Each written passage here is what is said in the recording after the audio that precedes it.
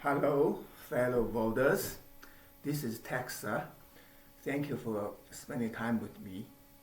And I'm going to go over the 5 questions prompted by the League of Women Voters of Wheaton chapter, to whom I'm very grateful for hosting this video voter guide. So the first question here is opening introductions. Tell us about yourself. Why are you running for office, and what talents do you bring to the office? I grew up in China and did my college there. Then I moved to Toronto for my graduate school. I lived there for 6 years. I came to the US in 1996, and right now I'm living in Lyle. And the reason I'm running for office is because I think there's a good opportunity for me to give back to the community, as well as for personal growth. I run an NGO called the Element Organization, and it is having overlap with the COD because both focus on talent development. And in a larger context, I'm very concerned about the direction this country is going. And as Benjamin Franklin once said, it's a republic if you can keep it. And I aim to do my part. What talents do you bring? I'm trained as an engineer, and so I'm a problem solver. And also I've been running NGO for a few years, so I know how to interact with different sectors of society, both public and private. And the key thing I want to bring is discipline. And I like to use this as an experiment to see whether the traditional American value, which is relying on personal responsibility and limited government, can be used as a fundamental tool to solve the challenges that COD is facing. Okay, next question. How can you, if elected, and the Board of Trustees better meet the needs of the community? The key is to focus on efficiency and effectiveness. I have 3 areas I want to explore. The foremost is reintroducing the concept of manual labor college, which is an American concept, and it happened more than 100 years ago. I will provide a link on my website, which I will mention at the end of this video. Basically, the idea is to use the real work as a means for true education, not just classroom. And this also has the benefit of bringing income early to the student, so as to subsidize the cost of education, and to rearrange the curriculum so that we can parallelize the trade and the subject matter learning in parallel to general education, because I believe the general education is a lifelong pursuit.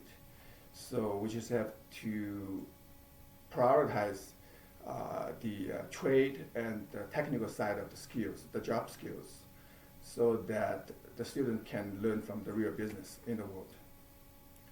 The second area I want to explore is I heard the pay for adjunct faculty is low. I want to look into that. The third area is about tenure. My understanding is tenure was invented to protect academic freedom in a research university, of which COD is not. So I'm not sure whether tenure is necessary, but I'm willing to keep an open mind. And all these 3 things point into a system where we're looking into how to optimize with a given resource and how to make the school run better. The third question, what do you see as the top 2 to 3 budget priorities? How has COVID impacted these priorities? The way I see it, as always, as any kind of public institution, is the income side, which means taxes. And the second aspect of the income side is the fee for the student. And the third is whether any potential cuts, those 3 things. I like to propose we think outside the box, because I've seen a lot of question and answers. People assume you either have to raise taxes, fees, or cut the budget. I would propose we look somewhere else, mainly how to make the school run better, given the similar taxation level, similar fee level, and without making any cuts.